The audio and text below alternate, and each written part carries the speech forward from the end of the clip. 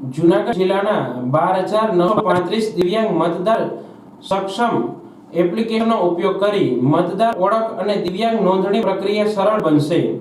લોકસભા સામાન્ય ચૂંટણી અને પેટા ચૂંટણીમાં દિવ્યાંગ મતદારો તેનો મત સરળતાથી આપી શકે તે માટે ચૂંટણી પંચ દ્વારા સક્ષમ એપની સુવિધા આપવામાં આવી છે. દિવ્યાંગ મતદારો તેના મતાધિકારને સહજ રીતે અને વધુ સુવિધાભરી સગવડતાથી મતદાન કરી શકે તેવા ઉદ્દેશ્યથી ચૂંટણી પંચે સક્ષમ એપ તૈયાર કરી છે, જેમાં 86 જૂનાગઢ વિધાનસભામાં 4,709, 87 વિસાવદર વિધાનસભામાં 2,188, 88 કેશોદ વિધાનસભામાં 2,086, 89 માંગરોળ વિધાનસભામાં 1,534 અને 85 માણાવદર વિધાનસભામાં 2,418 દિવ્યાંગ મતદારો નોંધાયા છે.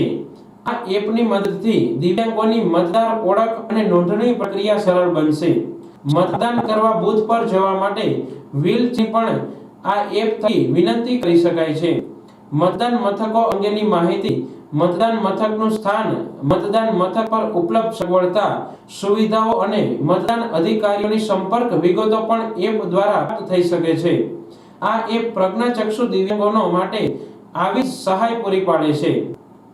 આ ઉપરાંત સાંભળવાની અસક્ષમતા ધરાવતા દિવ્યાંગજનો માટે ટેક્સ્ટ ટુ સ્પીચ પ્રદાન કરે છે. એપનો સરળતાથી ઉપયોગ કરી શકે તે માટે તેમાં મોટા ફોન્ટ્સ અને વિશેષ રંગો જેવી વધુ સુવિધાઓ ઉપલબ્ધ કરવામાં આવી છે. ચૂંટણી પ્રક્રિયામાં ભાગ લેતી વખતે કોઈ પણ દિવ્યાંગજનોને પડતી સમસ્યાઓ વિશે તેઓને એપ દ્વારા ફરિયાદ પણ દાખલ કરવાની મંજૂરી આપે છે. આ એપ એન્ડ્રોઇડ અને iOS જેવી બંને પ્રકારની ઓપરેટિંગ સિસ્ટમ ધરાવતા ફોન પર સરળતાથી ડાઉનલોડ કરી શકાય છે. કોઈપણ ચૂંટણી સેવાઓની વિનંતી કરવા માટે પ્રથમ વખત ભાગ લેતા હોય તેવા દિવ્યાંગ મતદારોએ રજીસ્ટ્રેશન કરવા માટે તેમના રાજ્ય, જિલ્લા અને વિધાનસભા મત વિસ્તાર સાથેનું તેમનું નામ, સરનામું અને મોબાઈલ નંબરની વિગતો આપવી પડશે. નોંધણી કરેલી હોય તેવા મતદારોએ રજીસ્ટ્રેશન માટે તેમના મતદાર ઓળખપત્રનો નંબર આપવો પડશે. આ વ્યવસ્થા દિવ્યાંગજનો માટે આશીર્વાદરૂપ સાબિત છે.